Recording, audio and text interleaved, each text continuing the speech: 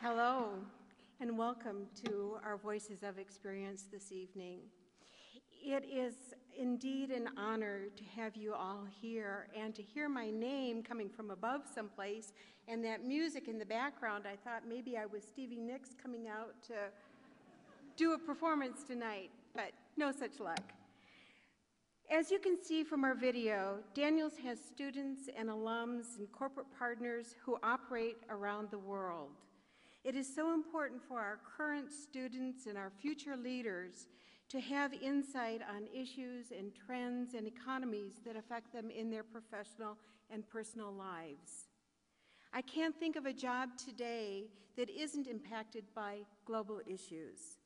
Whether we're buying clothing from Vietnam that's manufactured there, or we're buying wine that's imported from Chile, or computer parts that may be coming to us from India or China. What happens elsewhere in the world impacts us on a daily basis here in the United States. When I started teaching at the Daniels College of Business about 10 years ago, I was teaching both in the freshman curriculum and also in the executive MBA curriculum. And I would ask our students what worldly experience they had had to date. And at that time, our freshmen had tended to have traveled more than our executive MBA students. They had gone on vacations with their parents, and I think those parents were very wise to include their children in those worldly types of activities. Today, though, 10 years later, I would say all of our executive MBAs have also traveled the world around, and many are doing business on a daily basis in other parts of the world. Tonight, we're excited to have Lee McIntyre, Chairman and CEO of CH2M HILL, with us as our guest speaker. But before we get started, I'd like to take a moment and acknowledge our partners with whom have so graciously donated time, energy, and financial resources to the Daniels College of Business. Our financial sponsors include U.S. Bank, Grant Thornton, Chase, First Bank, Colorado Bank, Financial Executive International, and the Daniels Executive and Professional MBA programs, of which I'm very proud of that fact. Our executive MBAs, are some of you in the audience? Yay, good. They're also a sponsor. Our in-kind sponsors are the National Association of Corporate Directors, the Denver Metro Chamber of Commerce, the Marketing Roundtable, Net Impact, and Bull Moose Productions. And Bull Moose Productions is comprised of some of our former executive MBAs who help us with the video productions that you see here. It should be noted that CH2M HILL is currently doing business in 80 countries and has performed work in 140 countries. In advance of coming out here on stage, I got the opportunity to talk to Lee on a personal level. And he is from a small town in Nebraska. And I asked him, how is it that he has grown to the capacity of taking over leadership of a company that does business in such a vast array of countries around the world? And he did acknowledge that at one time he thought the small town in Nebraska was the center of the world. I suspect he may still feel that way, but knows differently. So he'll tell us about some of his experiences tonight. Lee has had leadership responsibility for the CH2M HILL enterprise with projects in water, transportation, environmental engineering, and energy. The company has 30,000 employees and annual revenues of $6.4 billion. They've delivered on major projects such as the 2012 London Olympics, the Panama Canal, and the Mumbai Airport. CH2M HILL was recently recognized by Fortune magazine as one of the most admired companies, and for the 5th year in a row was named one of the world's most ethical companies. And that is indeed an honor. We all know that the standards for doing business the world around are often different than what we experience here in the United States. And so for a company to have that kind of success and maintain their ethical standards is really a credit to the organization. Please join me in welcoming Lee McIntyre to the Daniels Voices of Experience. Thank you. Thank you. Thanks.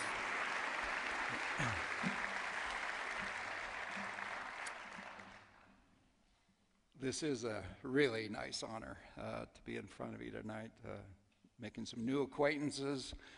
There's friends in the audience, my family, my wife Susan and Lauren are here, and it's just really nice to be a part of this. It's a daunting task, first of all, because of the audience. I've got students here, they're still building their dreams, and you've got business people and other people that are living their dreams or have already succeeded in their dreams. And also the subject is a little bit daunting. I've probably given 2,000 talks in my life, and yet usually they're on a technical subject, or where I'm asked to talk a little bit about myself is kind of the daunting part of this. So I'm going to make a stab at it anyway. I don't want to give you the impression that I'm shy, because I'm not. A little nervous, but not shy. And that I remember my grade school report card always said, "Gets work done early and bothers others." And so that hasn't changed. So what I thought, this is the approach I'm going to try to give. I'm going to kind of give a little 30-minute sojourn that's going to talk about three things, really.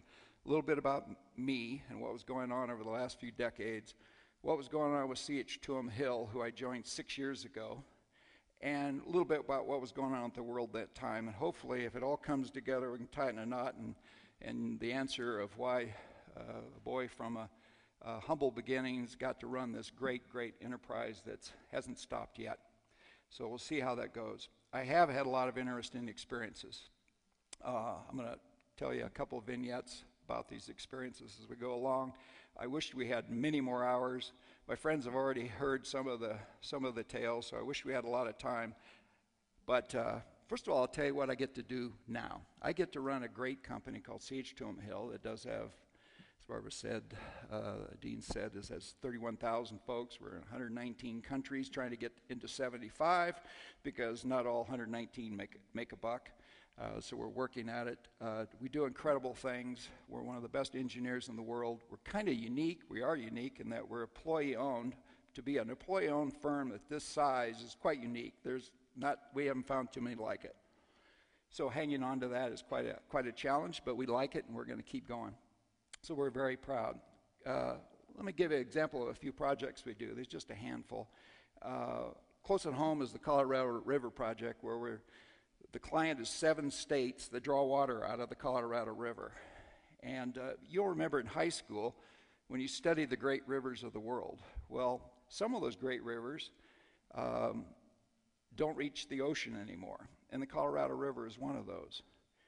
A lot of stress, a lot of need, a lot of demand on this river going forward over the next few decades, and we've been chosen to do a study to try to figure out how that all works out. Going to a little warmer, little cooler place, we're going to the North Slope of Alaska, where we have 10,000 tires on the ground at any one time and 1,800 people servicing the oil companies getting energy out of the ground. You may have seen Ice Road Trucker. Well, I don't know if we invented it, but we've developed the idea to a fairly well. We do most of our work during a 55-day period at the North Slope, where it's about 30 below zero and pitch dark for 55 days. There's not one bit of light. We do it then because we're trying to protect the tundra when we go out to the wellheads, and the only way you can get out there is when it's really cold, so you can build an ice road and to get there safely, because we don't want anything to damage the very, very fragile tundra. Let's go someplace a little warmer. And you'll notice these photos are kind of cool. I picked them because I like the photos.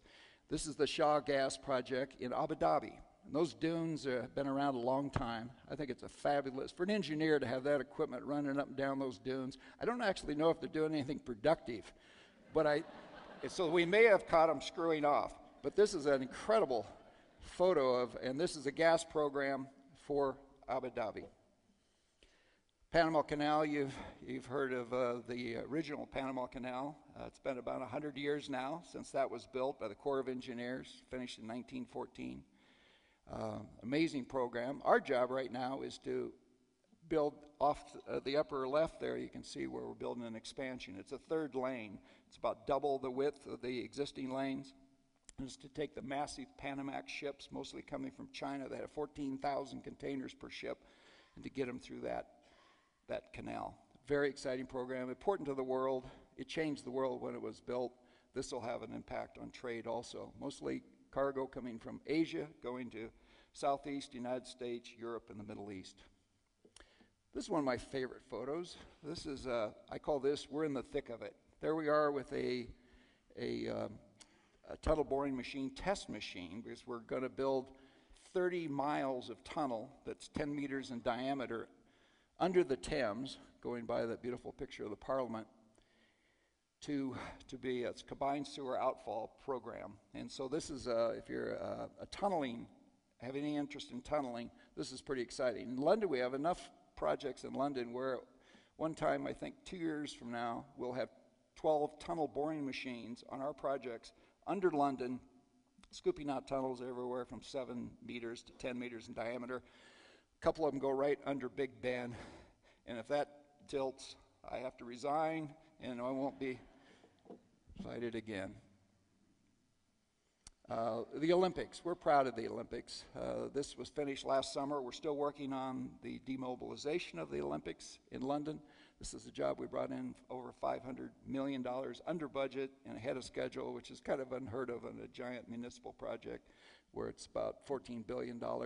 And I think you that watched on TV or elsewhere thought it was pretty darn successful, so we're quite proud of that. So that's what I get to do. Now, I was born in a little town called Central City, Nebraska. It's on my passport.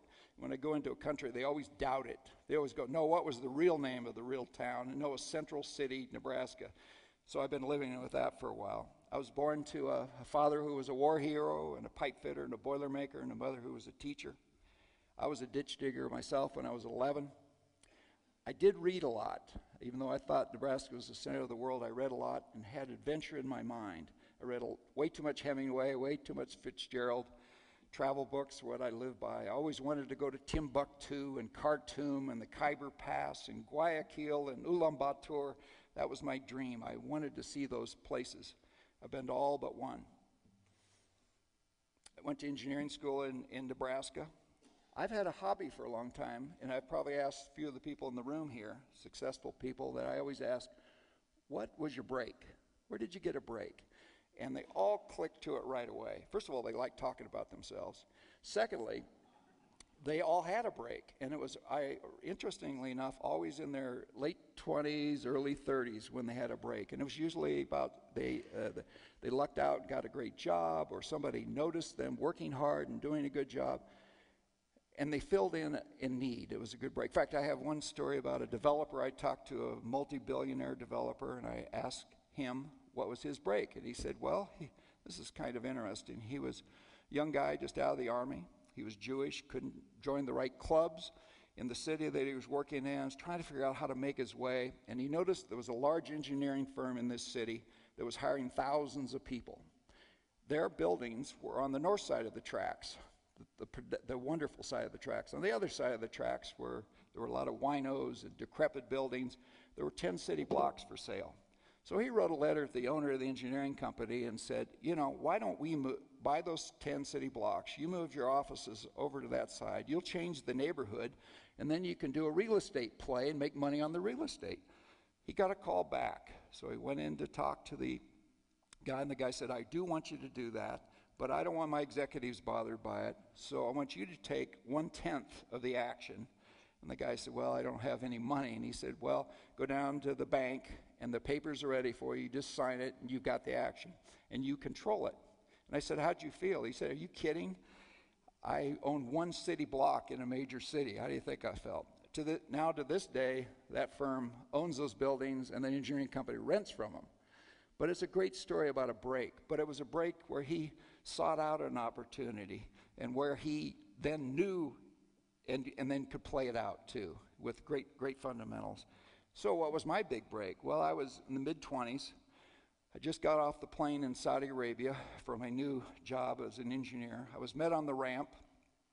It was really hot. It was midnight, but it was really hot. And at those days, Saudi flared all their gas, a little like North Dakota's doing now. So when you fly in at midnight, you look out the window as a young boy from Nebraska in the back of the cabin, by the way.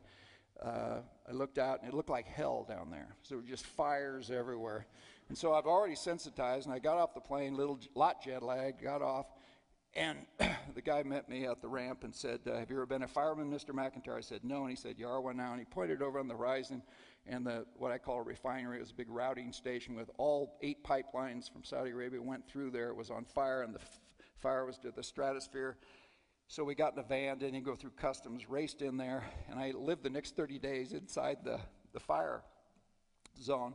And I can't remember actually if it was my idea or somebody else's, but I presented the idea to the guy that was running the place, Frank Fugate, and said, I think what we should do instead of trying to put out the fire is just get a bunch of D9s and push the fire out into the desert, all the pipe and all the vessels, and just let it burn. We did that. It was a great idea. We got the thing back online. Frank Fugate became the president of Aramco, and he kind of took me along with me and gave me some great projects that I wouldn't have gotten until I was a lot older. So in my mid-20s, I got to do some really great programs. So that was my break. It was clearly my break. Oh, did I have the wisdom to know it was a break at the time? Of course not. What did I have that made it work? A little bit of luck, maybe a good idea, and also I worked hard, and Frank noticed. So it was kind of an opportunity. My first project was a big hospital out of there, and I got to tell you a quick vignette. My wife's going to kill me, but so I'm in my first negotiations, and this was before men shaved their heads, and I was with a guy that was a very large man, had a shaved head, looked like Telly Savalas at the time. I was 27. He came in to negotiate with me. He first sat down his chewing tobacco, his pipe, his cigarette, and a cigar, and a knife, and he's eyeballing me the whole time. With his knife, he put the chewing tobacco in one lip, then he took the knife and cut off a piece of cigar, stuck it in the other lip, then he lit his pipe and a cigarette and kept going. Well, I'd known that one thing you don't do in these negotiations is get up and go to the restroom. I knew that, so I had no water, and I was ready for him. But after 2 hours watching him slosh this around, I was thinking, and apologies for this, but I was thinking, he's got to spit at some point. And this is really, I'm starting to get sick, but I'm very distracted. And at some point, he just didn't. And finally, at one point, he reached down in his boot and spit in his own boot. So what I learned, there are people out there, and I don't remember how he did in the negotiations, but I probably didn't do very well. I was definitely intimidated and very, very scared of this Telly Savalas-looking character at the time. But in the 70s, I learned a lot about, I think, how the world works for this Nebraska boy. I learned a lot about how the labor from the poor countries build the big countries to even be richer. I learned how colonization by Europe in the 1700s and 1800s just changed everything, and how we're still sorting that out. I remember once here I am 27 years old, and I have a room boy, as they call him, somebody to clean my room. And I'm sitting with him, and I'm asking him, what's his situation? He wanted to know how much I made, and I knew I made a lot more than he did, so I dodged the question. And he made $250 a month. I made more than that. And he said, but here's the deal. In 5 years, I won't have any R&R for 5 years, but when I go home back to Pakistan, I will build 5 homes for all my kids and for myself, and I'll live like a king forever. When you leave here, you'll be looking for a condo, 1,500 square foot condo in LA. So, and I'll talk about that later. Now, globalization and technology weren't a really big deal in those periods as I remember it. America was still king. Example of that, in Saudi Arabia, they had badges that everybody had to wear. They took your passport when you entered the country, but you had to have a badge. You had to wear it at all times so you could be arrested. On the Americans' badge, it had a big Roman numeral 1. You think I'm making this up, big Roman numeral 1. The Brits had a big Roman numeral 2. And every other country had TCN on them, which meant third country national. And that's how the world was. It was the way the world was. It was totally reflective. And the Saudis made these badges up, not the Americans. And that has changed a little bit. But it was an exciting time for me. I mean, I skied a little bit in Breckenridge when I was young, but I really perfected my skiing in Iran, believe it or not, on weekend trips to Iran to ski as the world changed. So then we get into the 80s. Fax machines were invented. Anybody remember Wang word processors? That was the big breakthrough. And I decided I was moving into middle management, so I bought me 2 polyester suits, and I was ready to go. And I also found myself looking for a condo in LA. So there I was, moving in middle management. I think what helped me was I had worked in a lot of changing, challenging environments. So it did give me a confidence. And I was starting to learn about myself and sense of myself and how people follow, what motivates people, whether it's fear or pleasure. There was a massive recession in 1980 that a lot of us have forgotten. It was the worst recession we've had. It took 6 years to recover from that recession, from 1980 to 1986. We've all forgotten that. Almost as long as this recession has taken us to recover from. 3 Mile Island had happened a little bit earlier. Chernobyl had happened. My job was to set up design offices in a bunch of countries: Egypt, Turkey, Germany, London, and Scotland. So I was having a ball. That same period of time, the cell phone was invented. Also, what was going on with CH was a mid-size firm at the time, and they had been in water, and they decided to sort of expand into this new market that was just exploding in North America, which was called the environmental market. The Rachel Carson books of Silent Spring in the 60s had started to manifest themselves, what she warned us about, and the country was starting to respond to this, and it was a giant market, and so CH had been moving into this. And they were also in the 90s, which is when I started being armed with a BlackBerry on my belt, and I went to a larger firm at that time, still not CH2M HILL.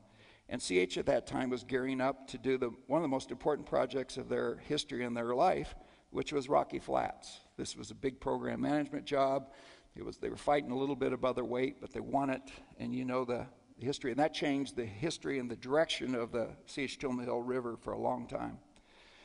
I myself built a very large infrastructure business for the company I was with in London, and I had a lot of fun.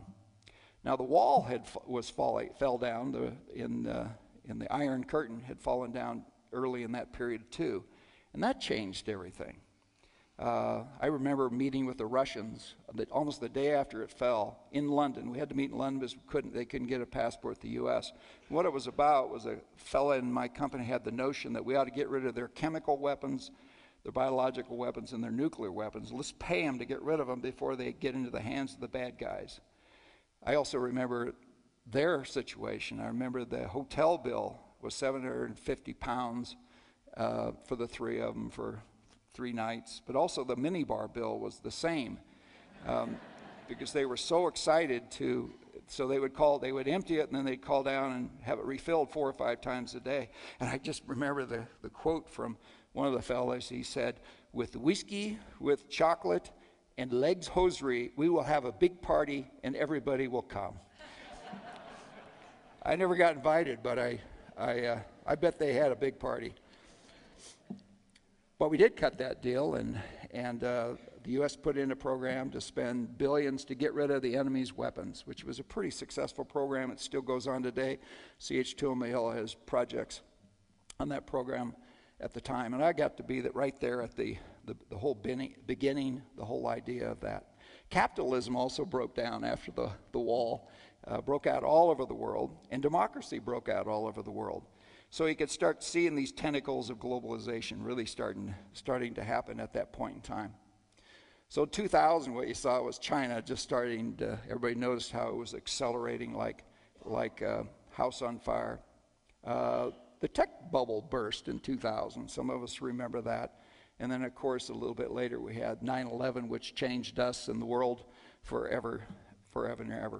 At that point, CH was moving into more international space, diversification of services, more geographies, more bigger and riskier projects. And I retired. I was pooped out, so I kind of retired. I went to Northern California, started a bank for sustainability. I taught at a California university. But the students reminded me of how much I missed being with really bright people. So as soon as CH gave me a chance to join them in 2006, Valentine's Day, I jumped at the chance and was really glad to be back with the CH culture, their reputation. Why did I join them? Their reputation for being a premier engineering firm. I knew some people there, their culture, and I think their little yellow book that some of you have seen out of different principles they use to keep their culture going, which is really, it's held with time. It's been around for decades, and we still kind of live by it. But it was the culture that was really exciting to me. So, 2006, what was going on? Well, we were in 2 wars, the U.S. was. Social media was breaking out all over the place. Now, technology, I was kind of a leading edge guy with my BlackBerry in 1990, but, you know, social media coming in, I was starting to leave me a little bit behind. I'm fighting to hang in there. There were fiscal meltdowns. There was also following the meltdown that was sort of followed a really nice recession that really started in 2007. A lot of us forget that. And then 2008, you had Lehman Brothers. European starts to get pulled into the Mediterranean by Greece. There were fiscal cliffs and threats of sequestration, and bin Laden killed, and energy breakthroughs and tight oil and gas. So it's been kind of an interesting few years. So 2010 to today. Some people say it's the decade of Latin America. We're certainly expanding in that area. They got a lot of good fundamentals, and we're looking at it very closely. Devices and social media have changed the way of doing business forever and ever and ever. We recruit through social media now. We used to advertise in the newspaper, and we used monster.com. Now we use social media to not only chase you, we chase your friends. We want you, and it's totally revamped the whole idea. CH is now in 119 countries, as I mentioned. Done some wonderful projects. We're also working on the Qatar 2022 World Cup. We've got new adventures in places called Djibouti, in Armenia, in Georgia, and Mongolia. So I am living out my dream of going to very interesting places. And Ulaanbaatar is the one place I haven't been to in my other list. Khyber Pass was the most beautiful, and I can't wait to get to Ulaanbaatar. It is a rare company with 100% of the stock owned by the employees or past employees. We get awards for best places to work. We think we improve the world. We really work at it. We care about the environment a lot. We work at that. We're right in the thick of trying to help with the energy, water, food, environment nexus that's going on. That's the stress that's caused on all 4 of those items, that they'll probably have a 40% shortage of each of them by 2030 if I don't do something different. It's all set on a platform of population growth. The population was 2.9 billion when I was born, 7 billion now, heading to 8 billion. So it's accelerating by 2030. I did the calculation, untapped, that means it'll be 50 billion by the year 2200. I don't think that's going to happen. Something will change that trajectory, but can you imagine the world? So all that underlies these very big challenges. So what have I learned? Voice of experience. Well, I've learned that the guy that gives up last wins. I actually called one of the people that was working on the London Olympic proposal late at night. I knew they were working late at night. I just said, don't give up. The guy that gives up last wins. I've learned that stamina is important in the job that I have and the job my executives have. Being smart's important, but so is having stamina. Diversity is important. Diversity is very important. And diversity of thought is the key here. Gender, people of color, different backgrounds, different languages being spoken as first or second language. But in a room, if you have diversity in the room, you'll make better decisions and you'll become more profitable. So I've learned that. I've learned to trust your people. I've learned the higher you go in the organization, the more you have to trust. You can't do it all yourself. But I've also learned to verify. Go back and check once in a while. I think that's all right. I've learned you are what you read. I think that's a very important thing. And I tell that the students that I coach What are you reading lately? People Magazine's wonderful, but you might want to pick up an Economist once in a while, just for the heck of it. I've learned that the only main regret I have really is not making decisions faster. As when you're younger, I think you should make decisions a little slower because you don't really have the data that you might need. You feel you do, I remember that. And then when you get older, you should make decisions a little faster because you have the data. Your gut tells you, your mental computer tells you what to do. As soon as you have the right feeling, sort of go for it. So any regrets I have might be I made decisions too slowly. I've learned that governance is really about setting up a company so that good decisions can be made at all levels. So the person out in a cubicle, in a trailer working for us in Indonesia, when a tough situation comes to them, they kind of know what to do. They just know what we would do. That's good governance. I've also learned that if you are ticked off at somebody, not happy, write the note, and then delete it, and then walk down the hall and go see them. I've learned that a lot. Abraham Lincoln talks a lot about that in his writings. He used to write the letter, wad it up, and then go see the general. And then fire him at some point.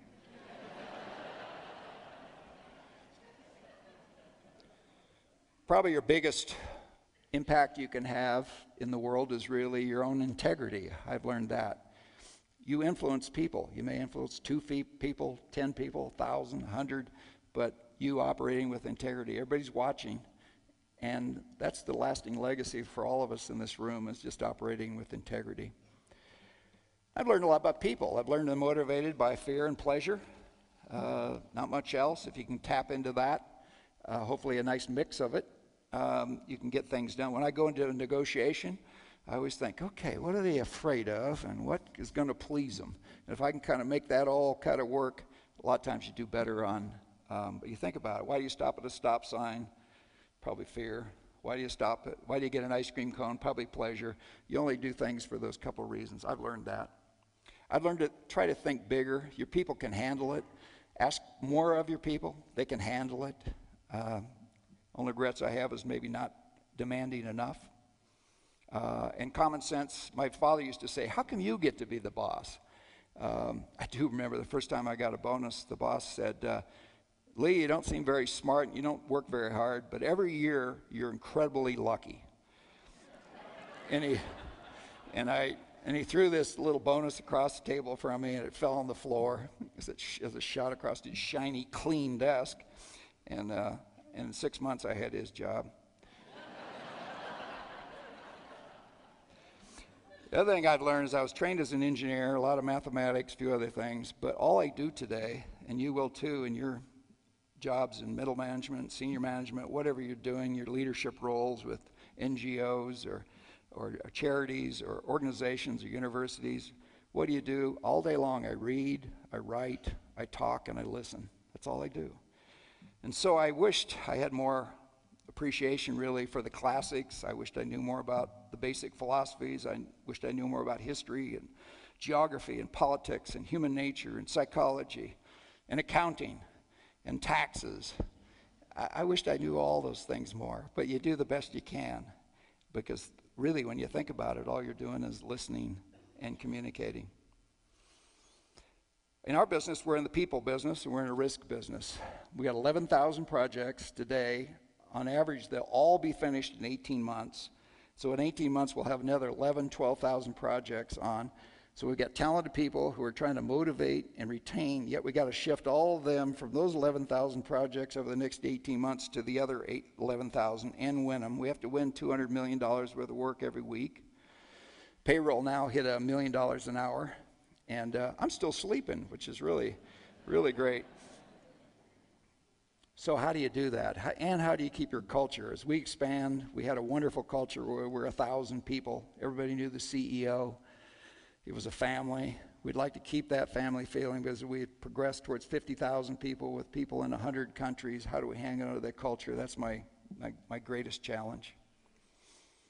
So I was trying to answer the question, how this boy from the humble beginnings get to run the CH2M HILL, and what was going on in the world, that kind of the 3 things, and how did they come together and at the top. And as you can tell, I don't have an answer. I think I'd like to have it all tied up in a little bow for you, but I can't. It's a mix of grabbing opportunity, a little bit of luck, hard work, lots of hard work, and sort of being the right person that the board or the company thinks they need at that time for the next move, and that can change. The only asset I think that I have that I think is really good in the people you're hiring, the other thing is curiosity. I'm still really curious about the world, and I think that's kind of a nice thing to do.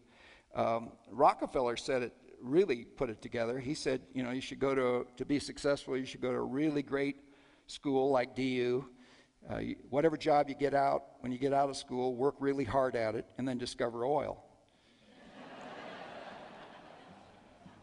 And so the thing I'm most curious about right now is your questions. Kate, do we have any time for a couple questions?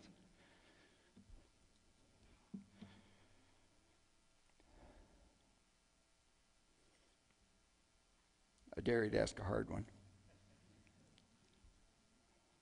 There's a hand back there.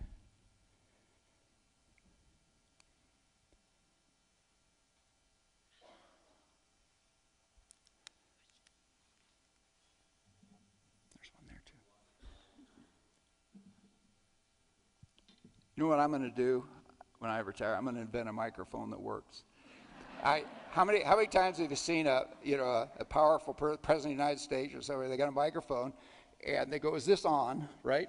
They go in there looking for this little tiny switch, and also they make them round. So when they're done, they put them down on the table, and then they do this. So I'm going to have one with a giant red switch that says "on," and it's going to be square. So I don't steal my idea, right?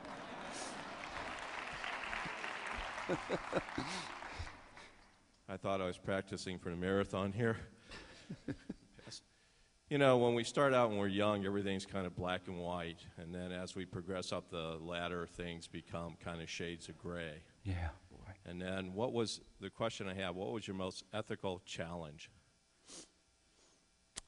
Boy, I've got one, but I can't talk about it.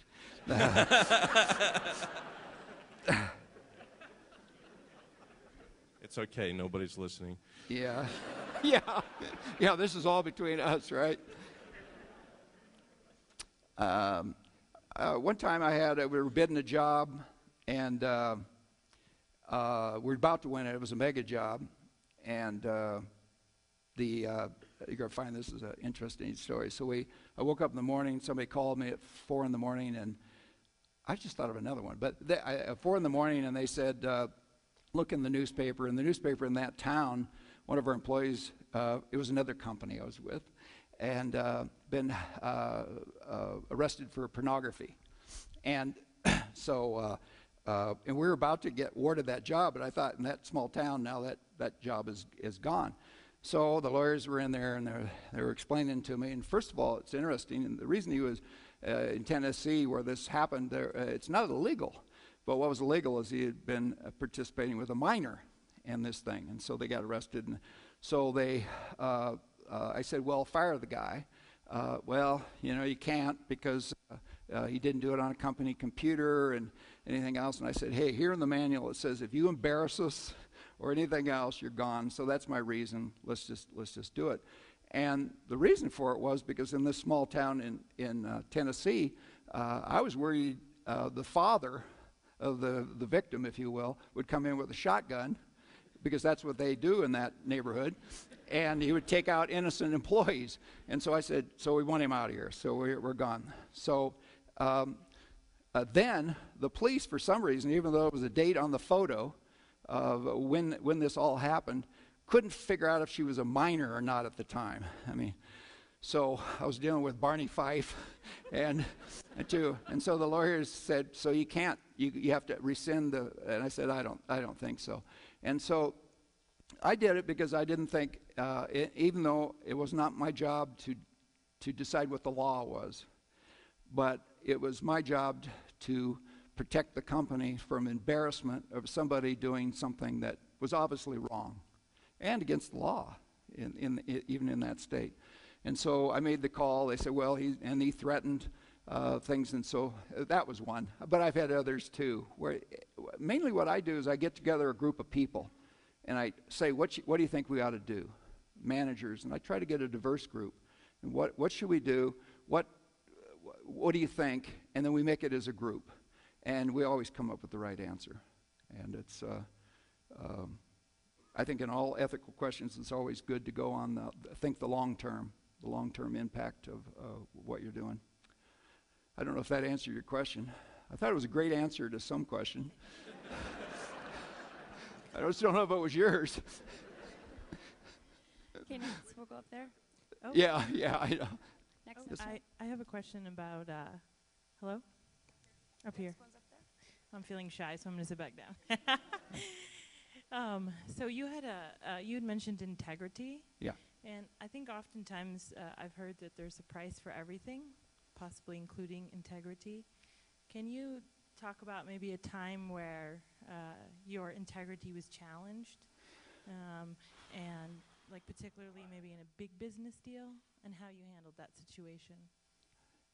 Yeah, boy, there's been a few. You know, and I want to comment too on integrity and ethics is I think the mark of a ethical company is not if something happens in the company.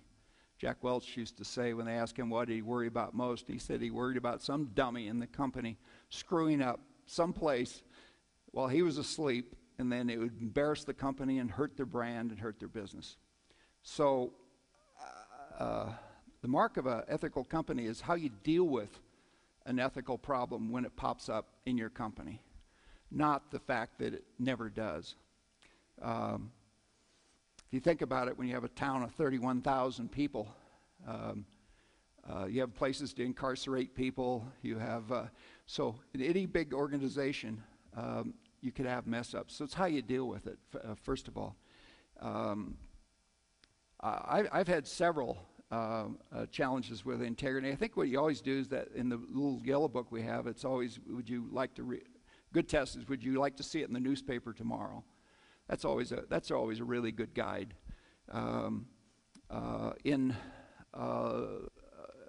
You learn that integrity and morals and ethics mean different things in different places, but it always means doing the right thing.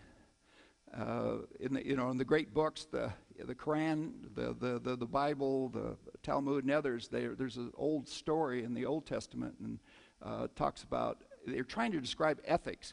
What they're trying to describe is doing the right thing, and they talk about you should never this is going to sound a little funny, but you should never put a stool in front of a blind man. And what they're trying to tell by that story is that just wouldn't be right. It just wouldn't be right. It's probably not illegal.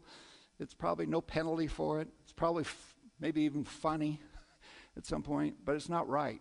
And that's kind of the judgment you kind of use. But I think integrity. When my father said goodbye to me at college, he put my arm around me and said, "Don't go to jail. You'll break your mother's heart. Never trust a man who drinks through a straw." And I think what he meant was that's sort of indirect. In his day and age, you drank your whiskey straight, and it's just sort of indirect to drink through a straw. So to this day, I can't drink through a straw. But I think he was trying to say something about integrity. I still haven't figured it out, but so yeah. But you do get tested, but it's pretty easy. If you just sleep on it, and the next day you just go, let's do the right thing. And what is the right thing? Guide you. Got time for another one? Okay. I think I saw one down here. Yeah, this is one we raise frequently at ACG, and you've touched on it, you've been close, but when you've been faced with the most difficult challenges in your career and your life, who did you turn to? Was it back to your roots? Did you talk to your wife, take the problems home? Your board, your faith? What helped you get through the toughest decisions? Well, that's a really good question, and I deal with it about once a week with that kind of thing of who to talk to, and the answer is yes. With Susan, I bounce a lot of things off of her. There's no doubt about that. But you learn. First of all, you learn from lots of people. I learned from my mother. I learned from my father. I learned from my brother. I learned from my kids. I learned from you tonight. So you you pick up stuff as you go. There are times where there's really no one to talk to because the issue may affect your team, so you can't really talk to them because it's going to affect them. So you have to. It's good to try to find somebody to talk to, and it's usually remote and on the phone, and you just bounce it off. And usually the process of just hearing yourself, usually you answer your own question, and the wise people say, "I think you know what to do," and then you go do it. And that's. I sleep on it. I think that helps. I think your subconscious does go to work on the problem, and it chews all night while you're resting, and it wakes up. And I don't know. With me, sometimes there's clarity right when I wake up for about half a second. And and then I write it down before I forget it, and that kind of guides. I find if I can talk to 4 or 5 people, I usually get to the right place. But you're right, as a CEO, and in my case, I don't have a chairman to talk to, because he doesn't know either, because that's me, and so you try to find a few people, and a lot of times you have to do a hypothetical. I'm thinking, I know a friend that has this situation, what would you do? And then it all pieces together, and then your subconscious makes the right call. I think that's about, but there are it's lonely, and it is different when you're the CEO and versus the next group. I found that too. You really do kind of go through a little transformation that first day when you go, oh my God, there's 31,000 people counting on me for salaries, and so you really do kind of feel a little sense of responsibility not to screw up. So I think it's good not to panic. Got time for another one, Kate? Yeah, this one right here. Great. I'm interested to know your thoughts on the difficulties of developing business in China and India. I also work for an engineering company. I don't hold the title that you do. But it looks like a competitor over there. But there's a different attitude to the engineering services and what the American and Westerners bring. Absolutely. How are you dealing with that, and how are you, making lemonade out of lemons? Yeah, boy, really good question.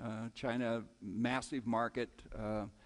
By the way, it's a while before they catch us economically. We're 16.8 trillion, and they're about 7 trillion, and so it's a while before those lines cross. Even if they're at 9% and we're at 2.5%, it takes a while. My new marketing, I've sold a lot and been part of sales teams a lot. My new marketing strategy is very sophisticated. We try to go to countries that like us, need us, and appreciate us. And it's not a bad rule. It's not a bad rule. I know it seems like the Middle East. They definitely need us, and they definitely appreciate us. Sometimes they don't like us, but 2 out of 3 isn't bad. And in India, they like us, and they appreciate us, and they need us in some cases in technology. So we're doing really well there. China, I'm not so sure. It's a very tough nut to crack. I'm thinking what we may have to do in China is to create a company probably that has majority Chinese ownership. And I've got this funny notion that I bet after that happens, the sales start coming in. I just got that feeling if the partner you're with has a minority stake, they're not as motivated. So we have not cracked China yet. We're doing quite well in India and moving forward. We've been in China for 20 years. We tend to do projects there that are about multinationals wanting to do projects really safely. So they hire us because we'll do it safely. And but for Chinese customers, we find it very, very difficult. So I could talk for hours on that. I finally found something I know something about the question. So thank you for that question. Okay, so, this will be the last one. Yeah. I'm a executive MBA graduate, and I regularly read People magazine, and there's a lot of talk. I think you should read it. It just maybe you want to balance it with something else. There's a lot of talk of executives being overpaid and also companies being run for short-term results. Mm-hmm. And I'm wondering, since you're employee-owned, is what your thoughts are on that. I've never run a public company. I've been on a public company board. I would say, so let me talk on the positive side. I think at CH2M HILL, since it is a big part of people's estate, there's 22,000 shareholders in the company, all 31,000, almost all 31,000. There's a couple countries that can't own stock. They can choose it, but 22,000 choose to own it. After the meltdown of mutual funds back in '08, the stock in the company became quite important to the people, and also it's quadrupled in the last 5 years. So it's become quite a significant part of their estate. So they take it very seriously. So do I. I mean, it's my number two issue. Number one issue is safety. Number one issue is safety. Number two issue is I want the stock to go up at a gradual pace for the next decade or so. That's my goal. I don't want it to go up too fast. I don't want it to go down. I want it to steadily go up. So and the management team puts a lot of effort into that because we think it's really important. So we really are, for sure, engaged with the shareholder. Since the shareholder and the employees happen to be the same thing in our company, which is kind of interesting, versus a public company where the employees tend to own a small share of the stock. Is that any better or not? I don't know, because I've never run a public company. But in our company, I can tell you that people are motivated by it. They're very loyal. We trade every quarter based on a financial model, and there were very few sells the last couple quarters, and I was very pleased with that because of the demographics. As we get older, they could be tempted to sell, but they're hanging on to it. So I think there's a connection. I think employees, and there's some employees here, if you run into them, and I ask them if the stock matters. But it's hard for me to compare to a public company companies who do seem to do really well. Also, how they make that connection with the shareholders. And are we done, or we got time for one more? Do you want to do one more? Just one more, and then I'll let everybody go. I'm having fun. I don't know if they are. Ron Throop from the Burns. Is this working? I'm Ron Throop from the Burns School of Real Estate Construction Management. I have in the front row all the CM and real estate master students. Ooh. And I'd like to ask you one question. What would they do if they were in an interview with CM2H Hill to get recognized and noticed? Said a lot of the CM students from this great school are in the front row, so I'm getting my cards out to recruit them. And your question, tell me your question again. What piece of advice could you give them if they were going to interview with your firm? Are they all the same? Okay. Well, I always think the first advice is get the job, get the offer. Don't come crab walking in and interview us. Do your research beforehand, figure out if you want to join us or not, and then get the offer. And it's very competitive.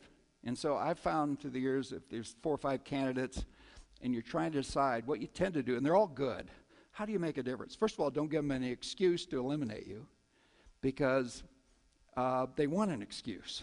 Because it's really a tough decision, and they don't really want to disappoint anybody. So don't give them an excuse like, first question out of your mouth is, what's your dental plan like? You know, that's not what where you want to go. So do your research, figure out you want the job, and then come in and get it. And a really good tip is to say, I think there's 2 or 3 things I can do for you. You may be wrong. It really doesn't matter. Just make your best stab at, I think I can help you here, I think I can help you here, and I can help you here, and kind of ask for the offer in a polite way at the end. I said, I really like to work here. I'm eager to go. I'm ready to go. And so get the offer. This theory that it's your opportunity to interview them too, that's a good way to come in third or second. Second's really expensive. That means you were really good and still lost. So get the offer. So do your research, talk to some people, but get the deal. Don't. I mean, I know that sounds very self-promoting, but it's the truth. It can change your life.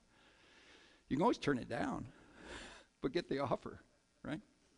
So thank you. I really enjoyed it tonight. I really appreciate it. Thank you.